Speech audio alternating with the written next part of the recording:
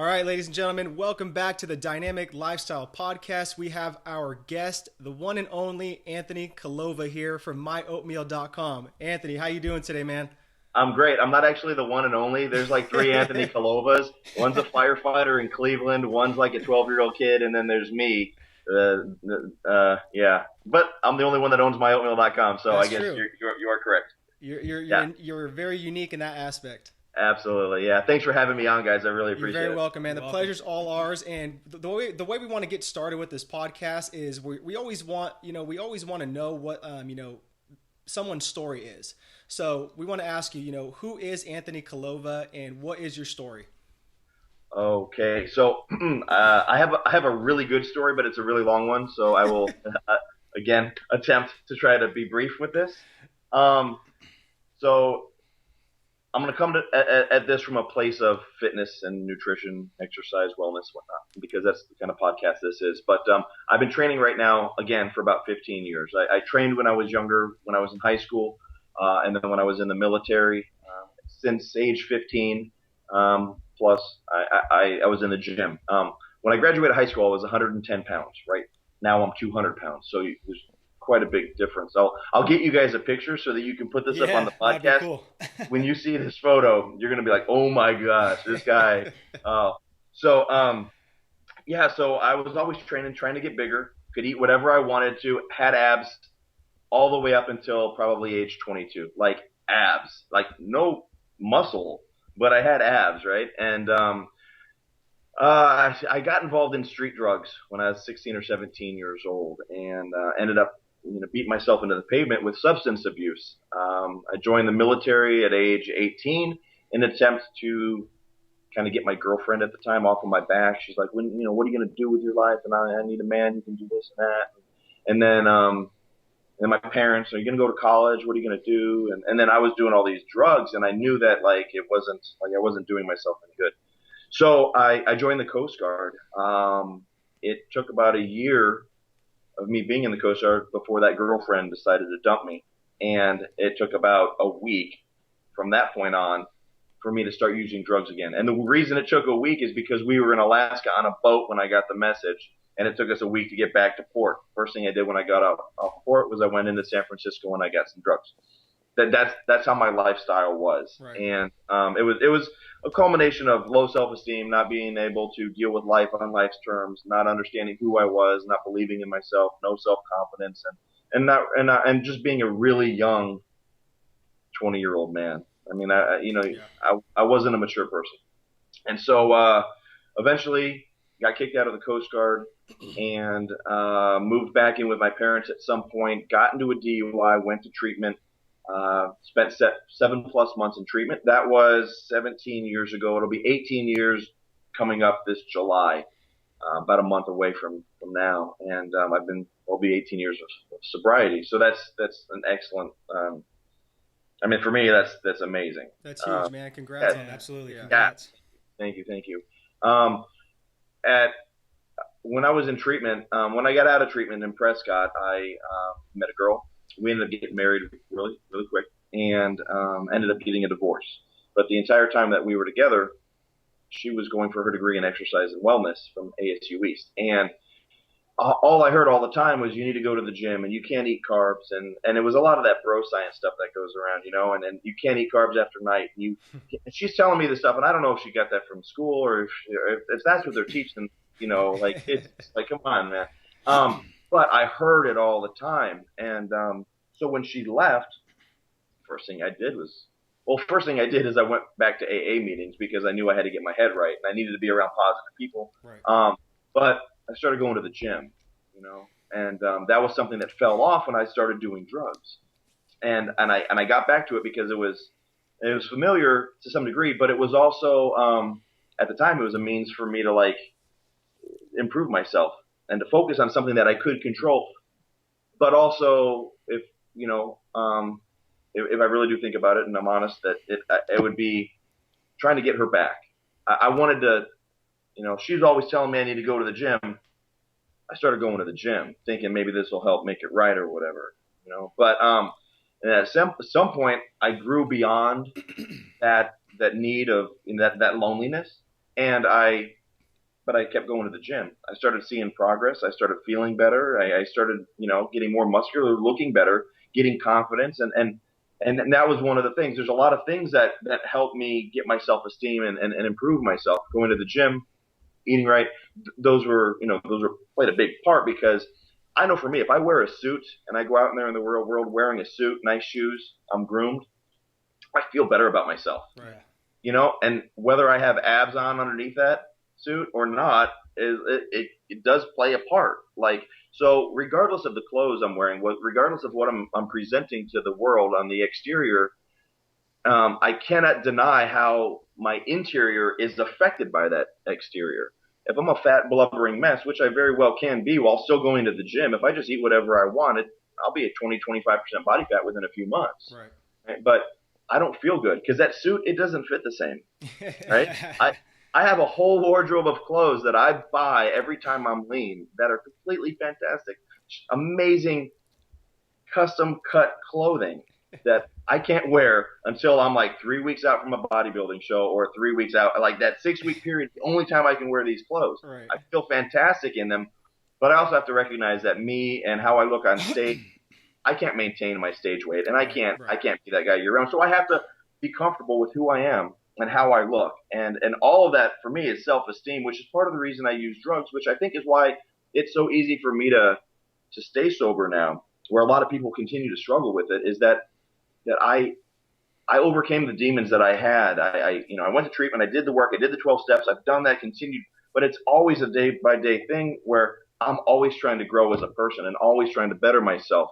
And having that self-esteem, which was severely lacking when I was younger, which is part of the reason I use drugs to escape from my reality, it's no longer an issue because that self-esteem is there and I'm confident. I'm not afraid to move forward. I don't have to mask my feelings in the way that I did with drugs. And working out, eating right, being in the fitness industry to some degree, it's all part of me being a better person and personal growth. I mean, I also got meditation. There's other things that I do, gratitude lists and different that I implement to be a well-rounded, good person, right? Because I can't identify myself as Anthony the businessman or Anthony the recovering drug addict or Anthony the husband. There's so many parts of us as people that as soon as I try to, be one type of thing and that one type of thing only, I neglect everything else, and then I'm not well rounded, and then everything in my life starts to suffer outside of that one thing. And even that one thing it could be something superficial. Like if I try to identify myself as Anthony, the owner of MyOatmealcom, and that's my status and that's who I am, I'm doing a great disservice to my wife and to my friends and to my family, because I'm more than a business owner. And if that business fails or something else in my life changes, there's so many aspects of me as a person that I like to explore those things, and I like to better every single one of them. And again, exercise, nutrition is just one of those aspects. That's awesome. That's awesome, Anthony. So thanks a lot for sharing your whole story with us. We really appreciate that. So we caught one key little thing in there when you said that your ex used to talk about broscience, right? So yeah. We go back 5 years where, Eric and I started, dynamic duo training. I remember we reached out to you, asked if we can write some articles for broscience.com. So I know broscience.com doesn't exist anymore. And I think a lot of the listeners don't know that you're the owner of ifitfitsyourmacros.com as well. So how did broscience start, and then how did that evolve into ifitfitsyourmacros.com? Yeah. So I'll go back to the whole businessman, business-minded thing that I touched on just a minute ago. And while I am good with business, I'll say that I'm good at what I do. I'm business is not what I do. I'm creative in the business world. MyOatmealcom is a very creative concept. Right. Some of the other things that I've done are very creative. Mostly what I am is an opportunistic. An opportunist. There's the word. An opportunist. I own like 200 domain names, and if I sent you guys the list, you would be like, wow, like this is like that's real. I'm really like, I'm not trying to toot my own horn, but like that's what I do is I see opportunity and I jump on it. I think in business, a lot of people not that they fail, but they don't ever get started because they're afraid of failing and because they're, I don't know. As soon as I see something, I'm not afraid of it working out or not working out. I own a number of domain names that will never be anything but that I thought were amazing at the time. Right. So I got them just in case I wanted to do them. Broscience was one of those things. I heard a lot of people using the term 5, 6, 7 years ago, broscience. So I just went to GoDaddy. I'm like, there it is. I got it. And that was it. And I put up a thing. And it does still exist, but it's not active. It's just sitting there dormant because I haven't made it a priority. I haven't decided to do something with it. Once I do, I'm sure that we're going to grow it and we can drive traffic to it. It's just right now it's not on the list. It's actually on the back burner, something that we're going to work on. Things that are on the front burner right now that I am actively working on is you brought it up. You actually said that I'm the owner of ifitfitsyourmacros.com, which is correct. But the website is iifym.com, right? Gotcha. So I own iifym.com, I own .net, I own ifitfitsyourmacros.com, I own the iifym diet, iifym dieting, iifym macros, iifym for CrossFit, iifym for paleo. I own literally 40 domains in the iifym and macro space. Yeah, and so we're creating right now a private blog network for macro dieting, iifym, and that whole space that will. Each site will support itself and support the community in some way with some individuality because I can't just take iifym.com and duplicate it on 40 different domain names. That doesn't make any sense. So, for example, I own whataremymacros.com. We're working on it. And, I launched it as a site that was supposed to be a testing platform for the calculator that we have. So I just put a calculator there at whataremymacros.com. And I hadn't used it like in 2 years, and I had somebody message me, and they said, hey, what's going on with your website? It's not working. And I went to iifym, and I'm like, yeah, it's working. And they're like, no, whataremymacros.com. I'm like, well, how did you even find that site? And how did you know that I was the owner? So I went to it, and I looked at the Google Analytics, and it's getting 2,500 unique visitors every day. So I was like, well, oh, shit. I got to do something with this now, right? So we started making changes in about 6-8 weeks for, what are my macros? There's what are my macros for paleo? What are my macros for vegans, for powerlifters, for moms? There's like 7 or 8 different calculators that we're launching that are each going to be for specific types of groups of people because that's what Google is already indexing. If you type what are my macros, it comes up what are my macros for vegans, for, cutting, for bulking. So that's what we're doing. Nice. And there's a lot of things like that I have my hands in. Yogapants.com. I acquired that domain last year, and I'm not sure what we're going to do with it, but I saw value in it, so I jumped on it. I paid a premium for it, but it's worth a premium, and eventually I'll get to it. When the time is right. That's awesome, man. True entrepreneur at heart. Love it. And innovator. Give you a fist pump through Skype. Right on, man. So, we talked a little bit about you being the founder of MyOatmealcom, which is it's brilliant. It's amazing. For all the listeners out there, if you guys haven't tried it, it really is amazing. Custom oats, just doing everything that you want to add on to that. I mean, it's really amazing. So we just want to know kind of where did you get this idea and what was your vision for it? Okay. So I bought a domain name, carbup.com, right? And I was actually dieting for a show, and I was hungry, and I was low on carbs. I was low on carbs, and so I bought carbup.com, and I was going to launch a blog that told people, here's how you carb up for a marathon, here's how you carb up for an MMA fight, here's how you do it for bodybuilding, for whatever. And it never really took off, but I was trying to get my head around what I was going to do with carbup.com when I had a dream that I was packing oatmeal.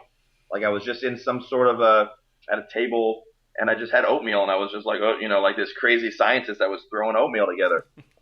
I don't know if it was the next day, but within a day or two, I was online at buy my own Converse, and you go to converse.com and you can make your own chucks, right?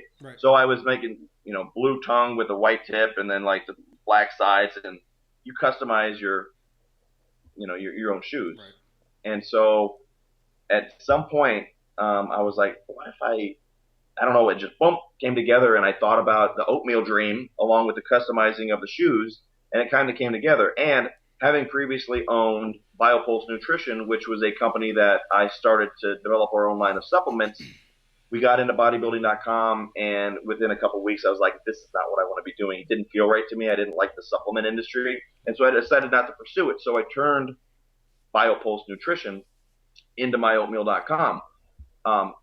It was quite simple at that time because I had a lot of flavors, samples of flavor systems from different companies for the pre-workouts that we were doing. Now, the pre-workout flavors didn't lend themselves to oatmeal very well, but I made a phone call and I said, get me some that would work with oatmeal. And they sent me like 50 different flavors, all of which I asked for specifically. Most of them came from the ice cream industry. And we put it all together, and now you can make your own customized oatmeal. You pick your oats, flavor, protein, fruit, nuts, seeds, spices, everything. And there's like, when we launched, we said there's over 22 billion combinations, but we've since added like 14 different ingredients. So that number's got to be way higher now. I haven't done the math, but yeah, that's how MyOatmeal.com got started. That's awesome, man. So we briefly talked about before we started the podcast that you're thinking about selling it or you're going to sell it. So can you tell us like what kind of is drawing you that way to sell it? Sure. Well, it's not that I'm thinking about it. It's already listed. Okay. We look. I've built and sold a few businesses before. I enjoy it. I enjoy the building of a company.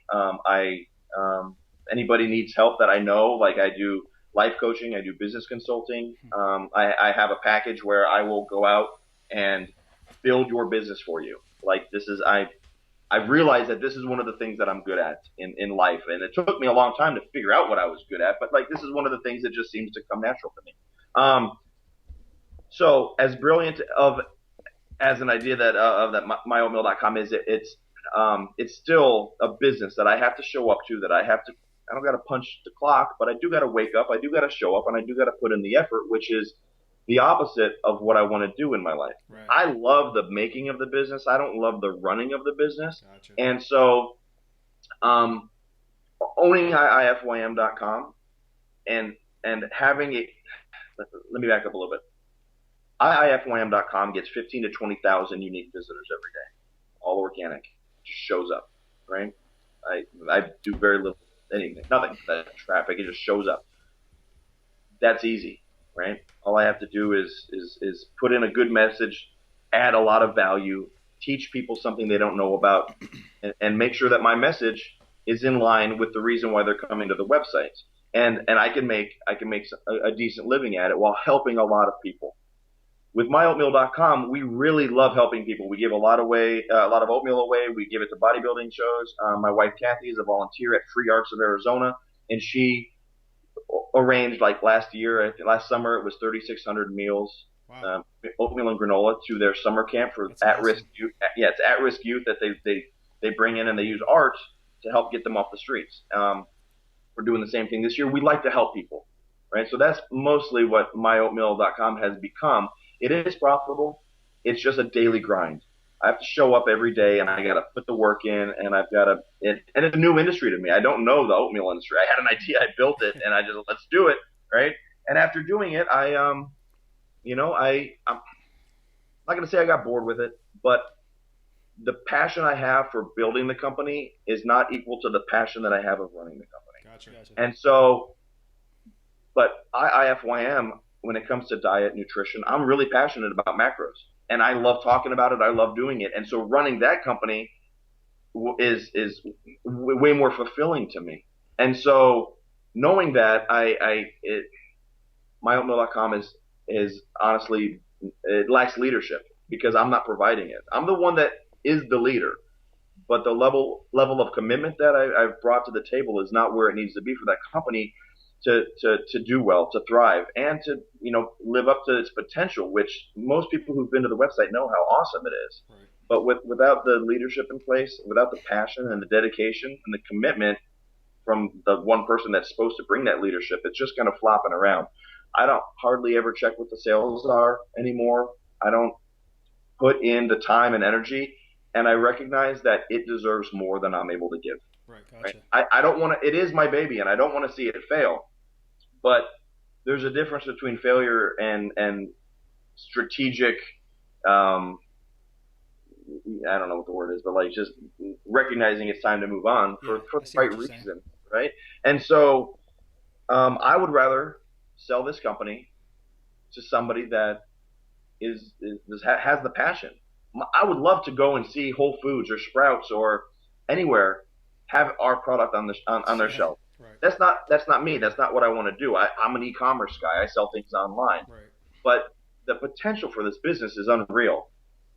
It's just very limited with me in the driving seat, and I'm okay with that because I'm going to focus my attention and my efforts and my skill set where I can make the most impact, both on my financial situation and in the world. And I'm helping a lot of people. We bring on about 30 to 40 new clients every day, and it's growing so fast, and it's such an amazing opportunity to help people that the passion is just there. Right. Nice. And so that's why I want to sell MyOatmeal.com, because I want to give somebody the opportunity to grow it so that they can succeed and so that the company can succeed, and so I can just do what I like to do. Right. No, I think that's awesome, man. Thanks for sharing that. And I mean, I just think that you hit it right, like, on the spot with that. Just the fact that there's not much passion there to run it. The leadership isn't there, and like you said, it has so much potential, and it's like, why half-ass something and not put something to its full potential and give the customers all the value. So yeah. We know there's a lot of shady business out there where people just keep doing it just for the money, and that doesn't sound like that to you. So that's just really awesome to hear that. Yeah, and I don't know how you could make this business shady. I'm sure there's people that could, but it's a great idea, and it has a lot of potential, and somebody could greatly benefit from it more than I can, and that's why it needs to go to somebody else. Gotcha. That's it. That's awesome, man. So what is the next thing that is exciting you the most, startup wise? Startup wise, I know you got something cooking. Yogapants.com that's the end game. I mean, that what's industry the vision with that? It's complicated. But really what it is it's the simple version, a website that just sells the shit out of yoga pants. There you go. Like, that's what it comes down to. Now it could be like one of these subscription deals. Like my wife is a member of a website called Le Tot. That's my French accent. Le Tot. And Le Tot, I think it just means a box. And every month a box shows up with like 4 or 5 items: a purse, a pair of pants, a pair of shoes, whatever, a couple outfits. And she goes through it and she tries it on, and if she likes it, she keeps it, and then they charge her for those things. If not, she sends it back. We could do something like that. That's a very powerful business model. Look at Zappos.com. Tony Robbins has an example about Zappos, how they brought in a new CEO and they changed their model so that they sent you the stuff and you didn't pay for it if you didn't keep it. And once they did that, they just went through the freaking roof. Yeah. Because it triggers on a different type of signal in our brains. The risk is not there. It's not real, but the payment becomes real after 2 weeks, and they just started making money after. Obviously, in any business, you got to turn a profit. Even non-profit companies have to turn a profit in order to to sustain business, right. And to help the people that they're trying to help. Right. There has to be.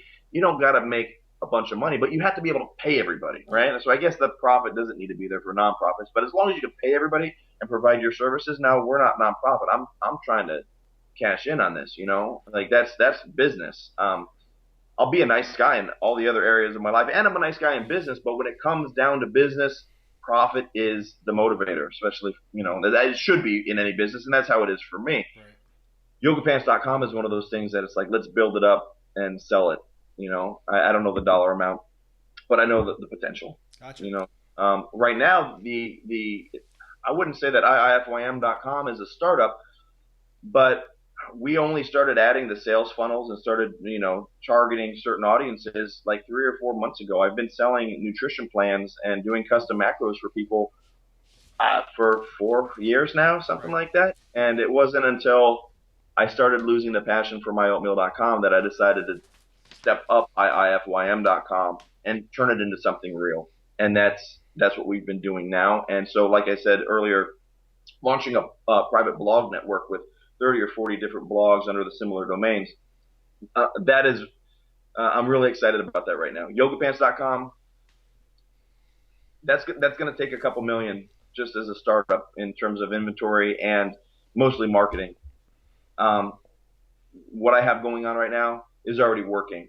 So just fine tuning it and getting our sales up, increasing our awareness, getting the message out there, honing in on the quality of our products and services, and making sure that we're we have the right message and that we're doing a good service to the community and expanding the idea that you don't have to eat foods that you hate in order to lose weight. Right. And I know you guys know this, and probably most of the listeners of your podcast, but a lot of people don't. A lot of people don't know right. that it really is calories. Anybody who says that calories don't matter, I'm going to say this. I hope you guys don't mind. I'm just going to tell you, like, you probably already know this, but for the listeners out there that or the watchers of the podcast, most people don't even know what a calorie is, guys, right? Like, a calorie is a measurement of energy. When scientists want to see how many calories are, like, in a potato chip, they set that potato chip on fire under a canister of water that's at room temperature. And the number of degrees it goes over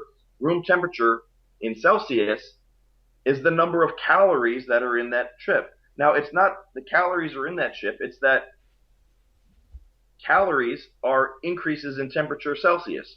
That's what a calorie is. So we got so confused on, we think calories are these tangible little things that are inside of our food that make us, calories come from 4 places. That's it. Carbs, protein, fat, alcohol. Right. That's it. Right. Most people don't know that all you're doing with calories is like balancing your checkbook or controlling, your miles per gallon in your car based on how much fuel you put in it and how far you have to go. Right.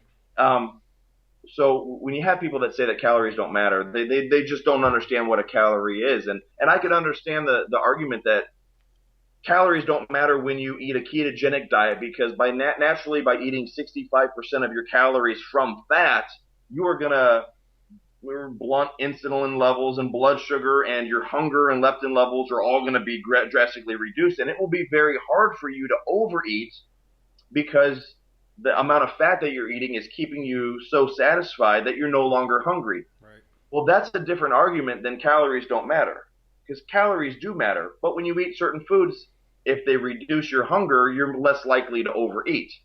2 different things, right? And people quite often don't make the differentiation between the two. They just say calories don't matter if you only eat paleo. Well, they do. We look at a panda bear. Panda bears eat nothing but leaves, but they're all overweight. Like, calories matter. And it's our job my job as a founder of IIFYM.com to explain to people the truth, but also the limitations of IIFYM, because people think, oh, IIFYM is all Pop-Tarts and pizza and whatever. And some of our loudest proponents, that's all they're posting is like a whole box of cereal on a whole thing of ice cream with a candy bar on top. And they're like, #IIFYM, which is cool, and it brings a lot of people to us. But they're very surprised when I tell them that because you got to hit your macros. Right. And the Twinkie diet, sure, you can lose weight eating only Twinkies, and you might not feel that great, and you might not look that great, but you'll lose weight. But I was having this conversation with my brother-in-law this morning about why macros work so much, and part of it is that if somebody's dedicated to following this system, they're going to learn real quick what they can and can't eat, and by default, they're going to start gravitating towards the so-called clean or bro or paleo-style foods, the whole foods that are rich in phytonutrients and micronutrients. They're going to gravitate towards those things because it's hard to eat 60 grams of fat a day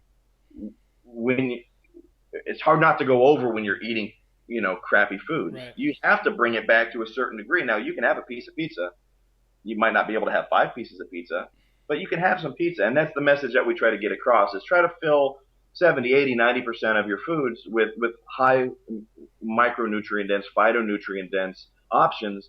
And then if you've got, 20 carbs, 8 fat, and 3 protein, well, get a donut or a cookie or whatever, and make it work. And if you want to subtract the donut and the cookie first thing in the morning, and just put it on your log so that way it works, then do it, But the idea that calories don't work and that macros don't work, it's just a silly argument that makes no sense to me. Yeah. And my job as the founder is to educate people on both sides of the argument. Yeah. Thanks a lot. You're doing a good job with it, man. So let's shift gears here. So you talked about earlier that you're always constantly trying to improve yourself. So Chris and I are 100% on board with that. Self-development, and we think that one of the biggest things is daily rituals and daily habits. Kind of like starting off your day on a positive note. So my question is, what is it that you do the first 60 to 120 minutes of each day? My routine changes based on a few different things. My schedule, my training, if I'm training for a show or not, what's going on in the business world, my family's in town. I mean, we all have lives and schedules, so things change. And if I were to sit here and tell you like this is what every day looks like, it really doesn't. I have things that I like to do, and I have about 10 or so different things that I can pull from that I can implement that help my personal growth. And I'll share what some of those things are, but I don't want to make it seem like every day I wake up at 5 a.m. and then I meditate for 10 minutes and then I write a journal and then I do a gratitude list. These are all things I do, but I don't do. It's not like clockwork. So like lately, I'm up at 5:30. Sometimes I ride my bike to the gym. I'm in Arizona today. It's 115 degrees. Oh, I wasn't riding my bike to the gym. I don't even care at 6 o'clock in the morning by the time I get there. I know I got to leave at 7:30 and it's already 100 degrees by 7, 8 in the morning. I'm not on my bike like that. So, so today I drove to the gym. I work out with my trainer from 6 to 7:30 or so. I get home. I go and I have breakfast with my wife. And these sound like maybe boring things, but like sitting down and having like time specific for me and her, having such a busy schedule, like it's important for me to notch out that time because if she's important to me, so it's an easy choice to make. It just happens. But there's a lot of times that I will be so overwhelmed with business, I will forget to do the little things that matter in my life that I enjoy, and I'll push them to the side specifically because I'm like, oh, I've got this to do, I've got that to do, I'm busy, I can't, like if I neglect normalcy, if I neglect things that are just like regular parts of my life, that's when I start to suffer. So I have to go to the gym. I gotta get my meals. Now I'm not saying I'm the guy that eats every 2 hours to ramp up metabolism. I just gotta eat my food, right? Whatever, and I gotta make sure that I'm, for my goals. And then I have to spend at least 10 minutes to myself. Just 10 minutes to myself at a minimum, whether that's in meditation, silent prayer, whether that's journaling, whether that's I mentioned gratitude list. That's, that was a big thing I learned in treatment is taking the time to write a gratitude list. Right. Love it. 10 things every day. Now, when we got, if we screwed up in treatment and we got busted, we would have to sit, they called it, sitting on table. Table was a bunch of dudes that had screwed up and they weren't allowed to talk all day. My counselor gave me a gratitude list of 1,000 things.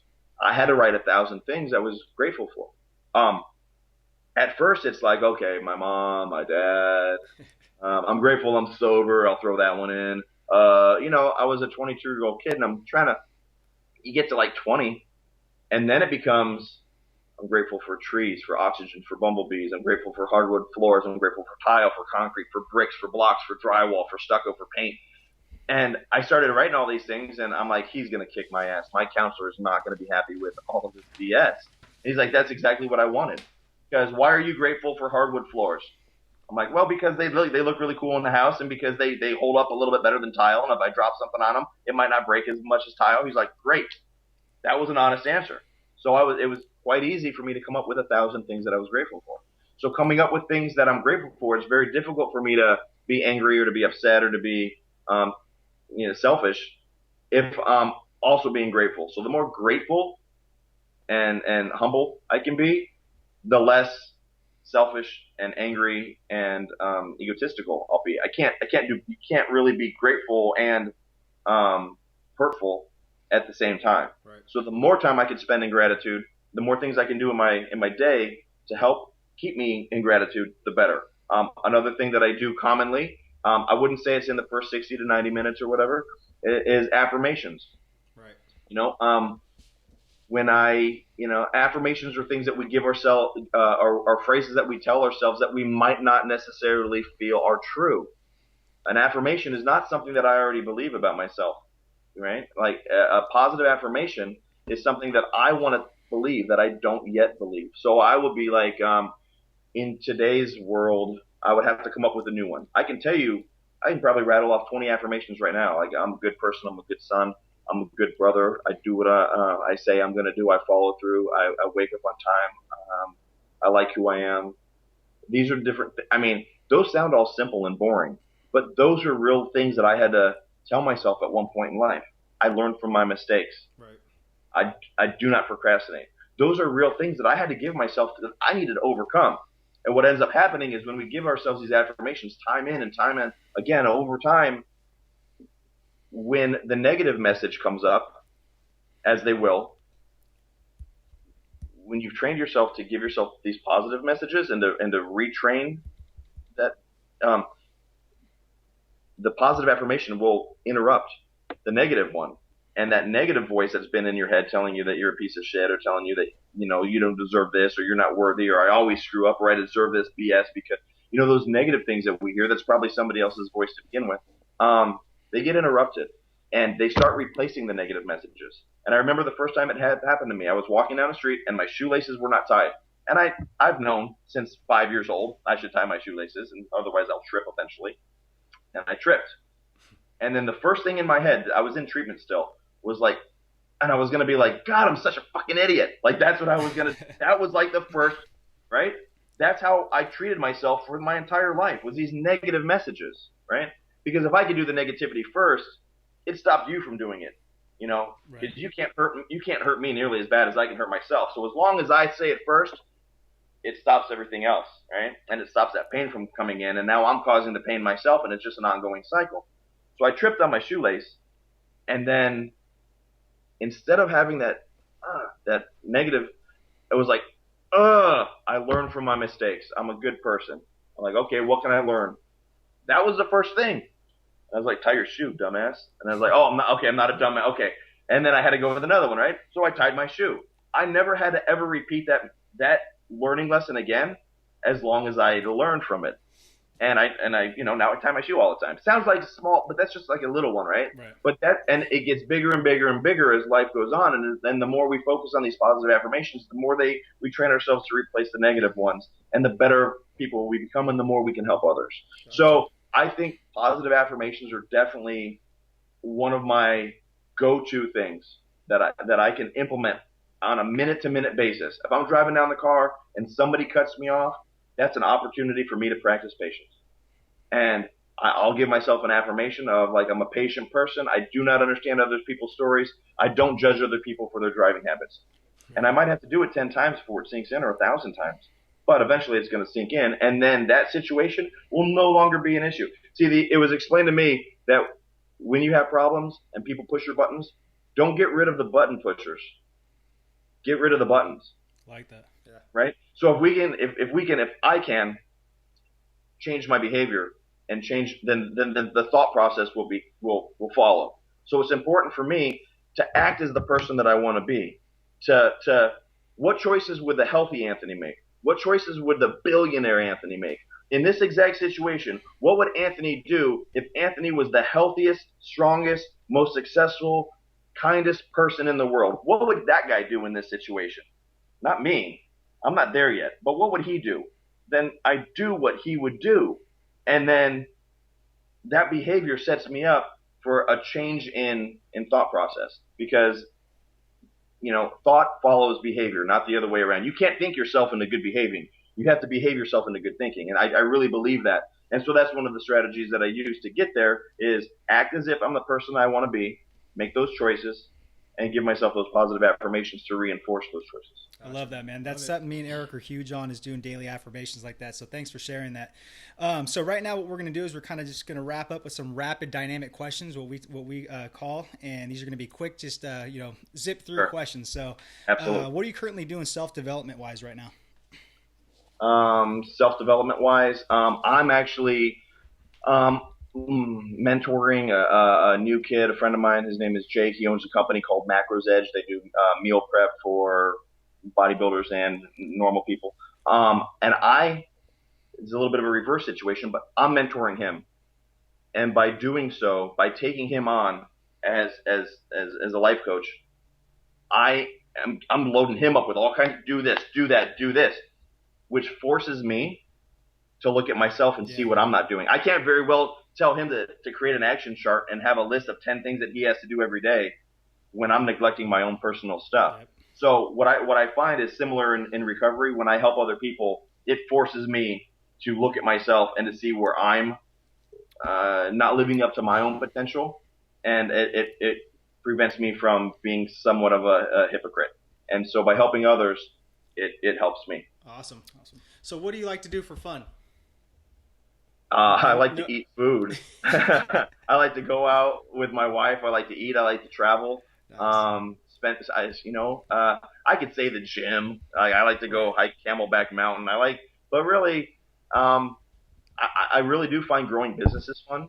I find being creative in the business world is fun. My wife and I are going to Burning Man this year, and we're part of this art car called Headspace, and we're giving out 5,000 cookies. And I'm the executive chef, so I'm the guy that's creating salted caramel apple cobbler oatmeal cookies. Wow. And so creating recipes like that, these are all, for me, it's like creativity. Right. And if I can mix creativity and food, like that for me, like that's enough. That's awesome, man. So what are you most grateful for and why at this point in your life today? Most grateful. If you could just think of one thing. Here it is. I'm grateful that I had the wherewithal to get sober early enough to not do enough damage to my brain and to my senses, and that sobriety carried me through to reestablish the relationships and the trust and love from my family, which led me to a position where I was able to meet the woman of my dreams, who makes me the happiest person in the world. Love it. So I guess it starts with sobriety and it ends with Kathy. That's awesome. Family and friends are all in between. Yeah, you've had a hell of a journey, and just much respect to that. So we always leave our guests with one last question before we let you guys go. So we just want to know, what is your definition of living a dynamic lifestyle? Living a dynamic lifestyle is there's two parts to me. Finding and doing that one thing in the world that you were designed to do, whether it's God, the universe, your DNA, whatever it is. Like, we all do something better than most people to some degree. Finding it and doing it and being open to the possibilities of everything else surrounding that. Because, dynamic, right? Like being fluid and being able to change and being able to, being flexible and nimble. If I'm not flexible and nimble and dynamic in my thought process, in my training, in my personal development, in my business, then I'm just going to be static, because that's the opposite of dynamic, right? It's static. Yeah. Mm-hmm. And that means no growth.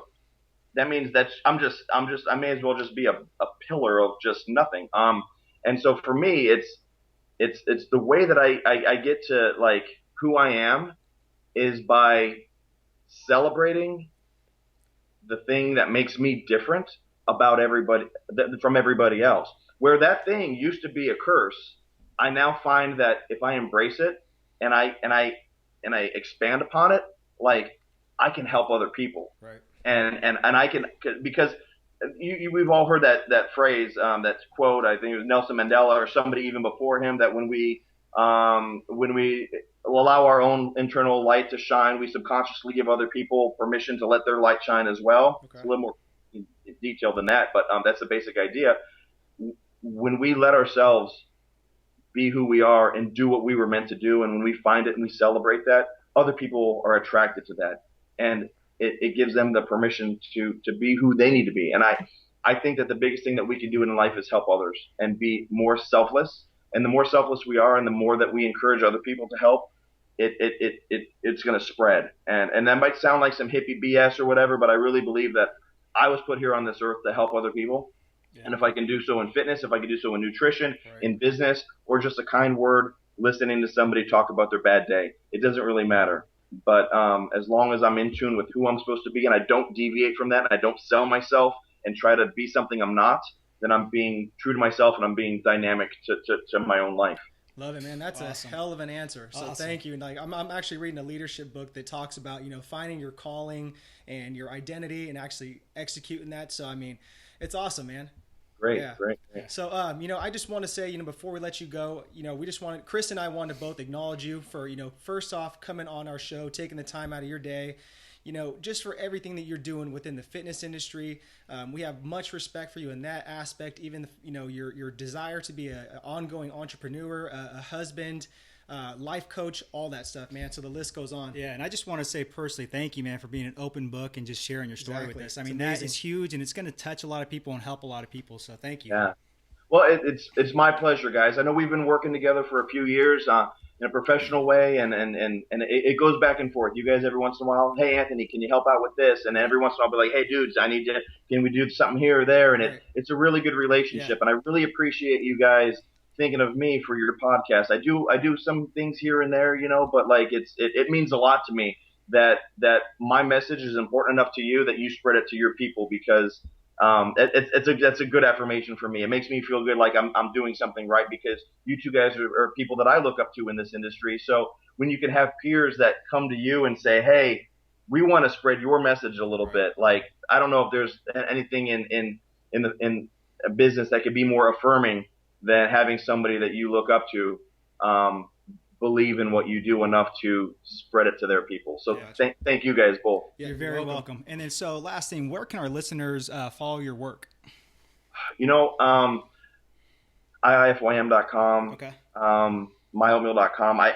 A lot of people are telling me I should do my own podcast and I should have a YouTube channel or something. And and believe me, I would love to do that. I don't know if I have the bandwidth to take on another project to do it right, because you look at some of these guys, Matt Ogus and Furious Pete and some of these big, Mark Lobliner doing these videos and Lane's videos. It's a commitment. It's an everyday sitting in front of a computer talking 20, 30, 40 minutes sometimes, and I might do it. Haven't ruled it out. I just need to find a little more time and cut some things away. So maybe we could sell MyOatmeal.com, and then I can be on YouTube a little bit more. Gotcha. Because I freed up some time. Sounds good, man. So thanks so much, Anthony, for taking the time to do this. Really appreciate it. My pleasure, guys. Thank you for having me. I appreciate it, and I'll talk to you soon. All right, Anthony. We'll talk soon. Keep the eyebrows smooth, man. Later. All right, guys. Take care.